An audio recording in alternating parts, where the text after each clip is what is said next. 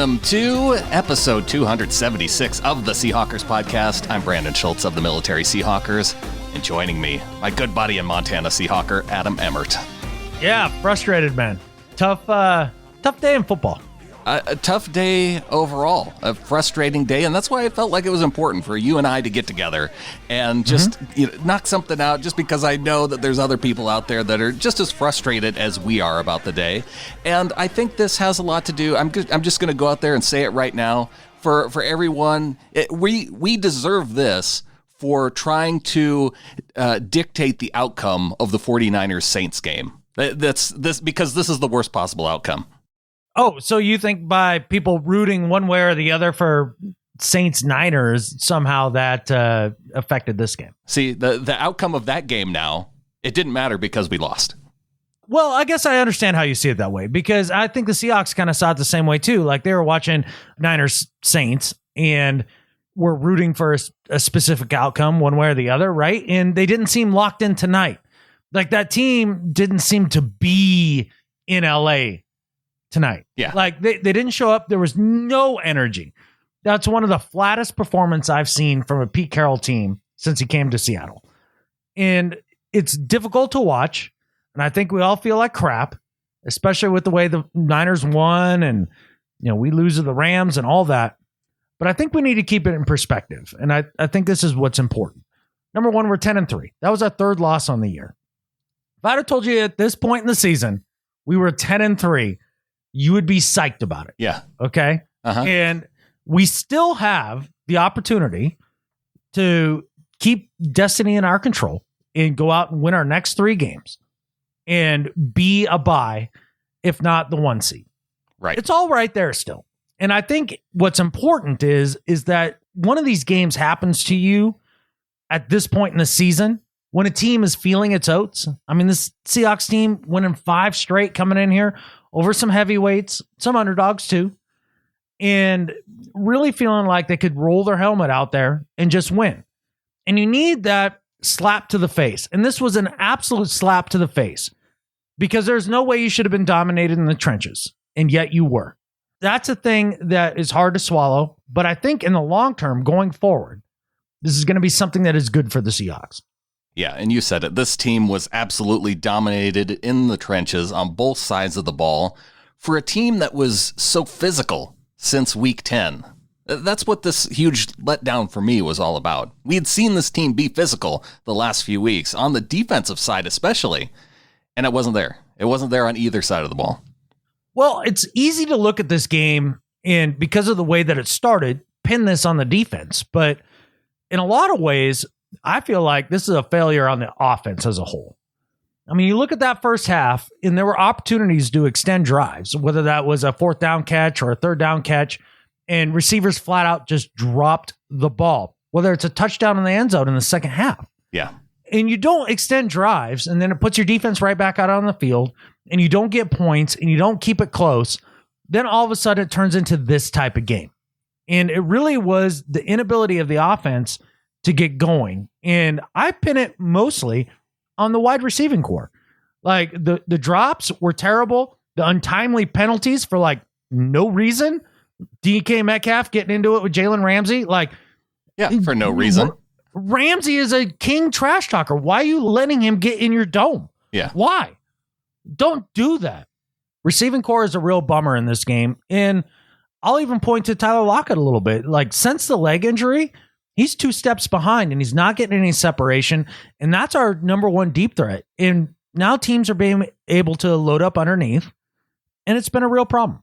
Well, and I think you can go back again to the 49ers game in week 10, and you can say Wilson hasn't looked the same since Lockett went down. And yeah, he's absolutely the guy. And yeah, DK Metcalf, he's doing a great job for a rookie receiver. He was just 6 yards short of passing Doug Baldwin in this game for the all-time rookie receiving record. So with 3 games left, Metcalf's going to have that number 2 spot locked up.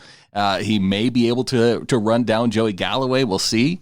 You said you were going to put this on the defense, but I will put a little bit of this on the defense, because there were no red zone stops. Every single one of the Rams' visits inside the red zone resulted in a touchdown. And that's normally where the defense for the Seahawks, it allows the offense to stay in the game when they get some of these slow starts.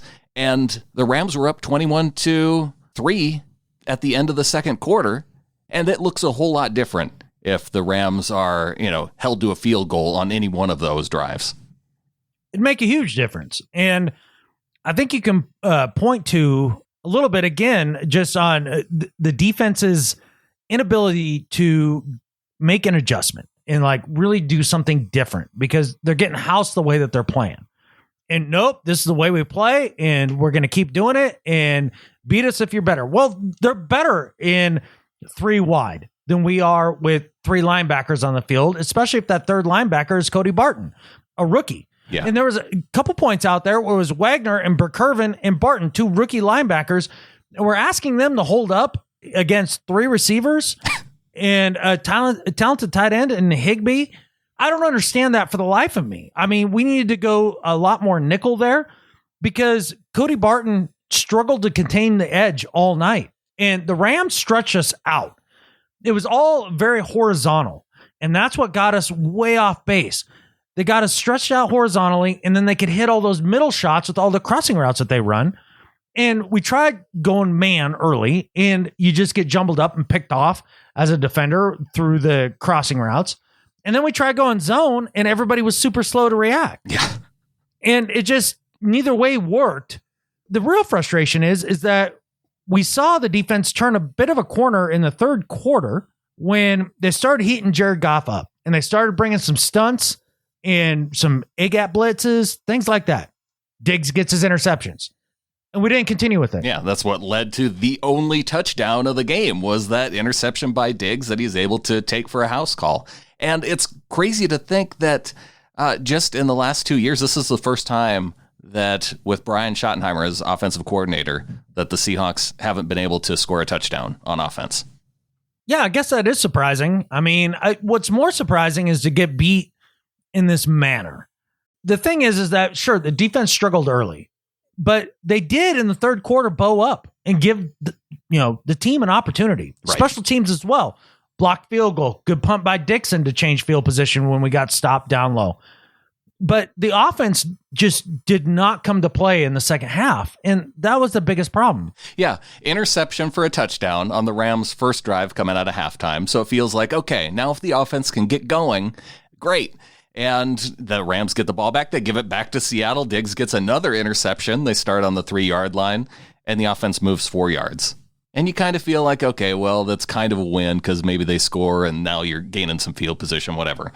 But then they get the ball back after the missed field goal, go 6 plays, 21 yards. Then the Rams, they go 3 and out, and then 3 and out again to end the third quarter.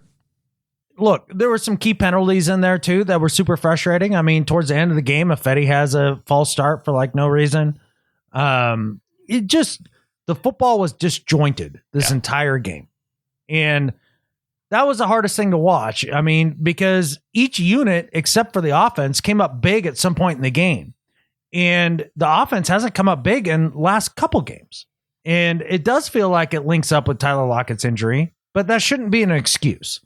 Well, it could be the excuse or it could be the reason. I mean, having your number one receiver out there, it doesn't seem to impact the really good teams, right? No. But this is a team that we're maybe getting toward the margins, or maybe this was just another really bad showing, and this is a team that can bounce back. I don't want to be doom and gloom about this being, the Seahawks are done after this. There's no way they're still going to make the playoffs because who else is going to make the playoffs? They only need to win one game, and I think the Rams lose one game. So, we might be counting on the 49ers to help make that happen for us, but the Seahawks just need to take care of their own business. Well, yeah, it's all before them. And I think what you just said actually points very much to the problem tonight. This was a game where, you lose it. You're not out of the playoffs. There's no real pressure. And so all you really have to do is come back and win your next 3 games. To be a high seed, you could probably go 2-1 going down the stretch with very winnable games and still make the playoffs. So it's the fact that their backs were not up against the wall, I think, is what makes a big difference here. And you've seen this team do this over the years. I don't know what it is. I don't know why it is. It's unbelievably frustrating. but there wasn't a huge onus on this game. We've seen the Seahawks get up for big games. This felt like a big game for the Rams because if they lose, they're out of the playoff picture. And you saw them play like it mattered.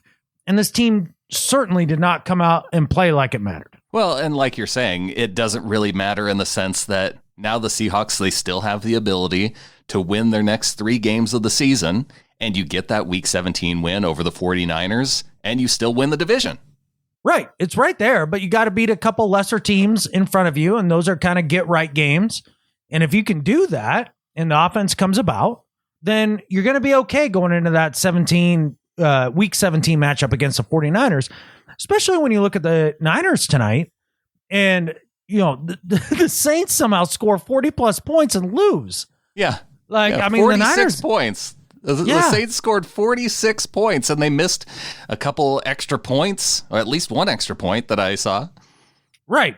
So the Niners aren't world beaters either, and I know it looks better like losing narrowly to Baltimore and then coming out with a relatively lucky win in New Orleans, but it's still wide open, and I'm not ready to get down about this yet, and I still feel very good about this team, and it's a team that can go out and beat any other team in this league on any given Sunday.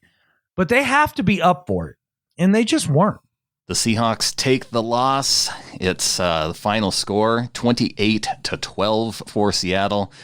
Just a couple field goals sprinkled in with that Diggs touchdown. First Pete Carroll primetime loss in December. Kind of felt like they were maybe due for a road loss after going 6-0. And gosh, if they can't beat Carolina on the road coming up, a team that just lost 40-20 to the Atlanta Falcons, right. Then we're talking about being in a little bit of trouble here. Well, it at least makes you worry. I mean, you're still in good position for the wild card, even if you do choke up a game to either the Panthers or the Cardinals going down the road here. But they're entirely winnable games. This is a better team than both of those teams. And then you throw your hat in the ring with the 49ers. So I'm not going to sit here and wring my hands and be like, all is lost. Again, 10-3 at this point in the season. I think any of us would have taken that. Yeah, oh, absolutely. And I think all the goals for the Seahawks are still within reach. It's just there were so many frustrating moments in this, and the energy was probably the biggest frustration. But even at the end of the first half, they have the ball back with about a minute left, and, they dink their way down the field to about midfield. There's still 15, 20 seconds left on the clock. Russell Wilson gets sacked on second down. Yeah. And there's still 10, 15 seconds. They have time to line up. They could spike the football. They could go for a Hail Mary at the end Absolutely. of the end of the first half. And there seemed to be no hesitation that they were just going to allow the clock to run out. Yeah, that was absolutely maddening, and I think that's a great point to make. I think that also points to the end of the third quarter going in the fourth quarter. I mean, Seahawks have a third down and something. Last play of the third quarter, it would have been. Right. And there was 10 seconds left or something like that. They could have lined up, got a playoff, while you need to maximize your possessions and maximize the time. And the fourth quarter, beginning of the fourth quarter, would have been a de facto timeout. Basically just go out there and run another play. But yet you seem content down a bunch of points at that point in time. Yeah. To just, be lackadaisical about it. And that's how it felt all day long. Well, and even going into the fourth quarter, Russell Wilson, for whatever reason, Malik Turner doesn't get his head turned around looking for the football in time. 3rd and 15, it would have been a touchdown. And they go to 4th and 15. There's about 7 minutes left in the game, down 28-9. Yeah. And you're kicking a field goal. Sure. Down 28. I mean, it kind of felt like the game was in the bag at that point for the Rams anyway. Why settle for a field goal? You're forcing yourself to score touchdowns twice and get 2 extra points at that point. It seems more likely that you could convert on a touchdown pass to the end zone. On 4th and a million? 4th and 15. Yeah, exactly. 4th and a million. No, I think that was the exact right call there. It puts it within 2 scores. I actually was very frustrated with them going for it on 4th down in the first half when you were down.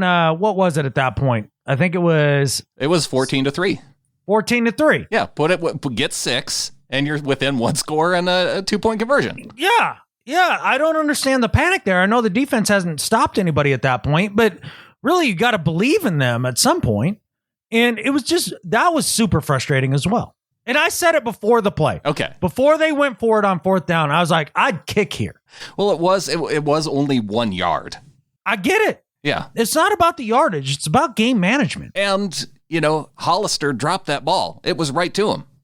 Another drop by, the receiving corps as a whole. Yeah. It was really a poor performance. I mean, I think they had the play to get it. It was just cool. Yeah, you have the play to get it. I understand that. I was okay with that call. I wasn't. I wanted them to kick a field goal there. I said it before the play, and I stand by it. Well, I would have been okay either way, honestly.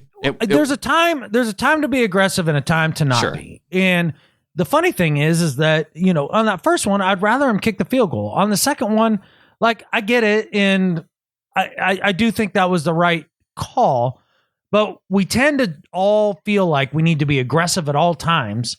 And I think Pete gets that in his head too, because of analytics and all that stuff. I mean, go back to his college days. He's always been an aggressive coach. I feel like he was a much more aggressive coach earlier on in his time back in the NFL coming out of college, because he still had all those feelings of, we want to go for it, because you always see those short conversions in college being successful. Mm-hmm. And he's kind of fought his way into the position that he is right now. Yeah, he has. And I mean, he's definitely become more conservative as he's gotten older. And I think that's something that happens to all of us. I think that is a kind of a law of nature in a way. Well, and he's always had that defense that's been able to back up the being conservative. So why tonight, to you, would you say the defense didn't back it up? Because it looked to me a few things. One, I mean, Collinsworth pointed it out, and it was worth talking about. The idea that they were so late getting lined up on defense so many different times, and the Rams would go even like a subtle hurry up, and we just look confused. Why are we confused if we're just running the same thing every time? Like, number one. Sure. And then number two, and this is something that has kind of looked this way all season to me, Wagner is a step slow in coverage everywhere he goes. Yeah. And I wonder, I don't think it's because he's not as fast as he once was. I think it's more because he has to cover up a lot more for a lot of other people. And so he bites those fakes a little harder. And it's really hurting this team, especially against a team like the Rams who leak the tight ends out the back over and over and over again. I think where it stands out the most to me, watching Wagner over the years, and then you watch a team like the 49ers and a guy like Fred Warner, who at linebacker is so fast, and they have the guys up front. He could just play his game. So yeah, I think that does have something to do with it. The slowness issue, that was really weird, because that's one of those things where you allow it to happen maybe once, they get you, but they were doing it consistently. And so you can't bring yourself to say, okay, we need to get lined up quickly because this is what they're doing. This is clearly something they've planned for, and they still don't get there. Yeah, that part is frustrating. The slowness to adapt as well. And that kind of points to Ken Norton a little bit. In the third quarter, they came out and they actually ran a few more stunts and they got some pressure on Goff. Cool. That's one way to stop that passing game. So you either do that, or they seemed very aware of the idea that you needed to stop Gurley. And so they kept the three linebackers in, I think, because that seemed like the most important thing.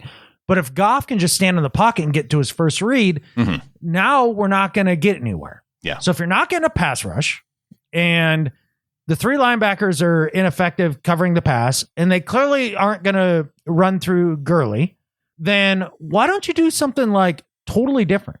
Like, why don't you start throwing out some dime packages? Why don't you start playing a safety down and playing a robber, right? Where he's watching those crossing routes and jumping them, and be like, all right, fine. We're not getting a pass rush. We're going to rush 3 or 4 guys, but we're going to drop a ton of dudes back in coverage, and we're going to muddle the picture for Jared Goff. You need to confuse him one way or the other.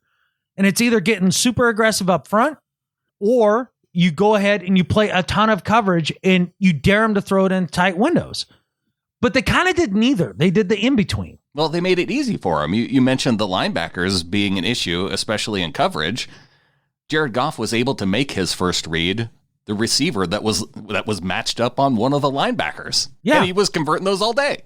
Yeah, whether it was tight end, the receiver, it didn't matter. Yeah, it was either Robert Woods or Tyler Higbee. It was those two guys. And they were going to target that all game long. I mean, that was clearly the game plan. Or it's what the Seahawks essentially gave him in this game, because Higbee, 7 receptions, 116 yards. Robert Woods, 7 receptions, 98 yards and a touchdown. And I look at the box score and I see 2 rushes for Robert Woods for 29 yards. I felt like he ran the jet sweep about 14 times in this game. But maybe it was Josh Reynolds. That's the other guy, because he had 3 rushes for 29 yards. Well, they were really stretching the perimeter. And that's what I was saying earlier. The Rams really made this a horizontal game and said, our speed is going to beat you. And we just didn't adjust.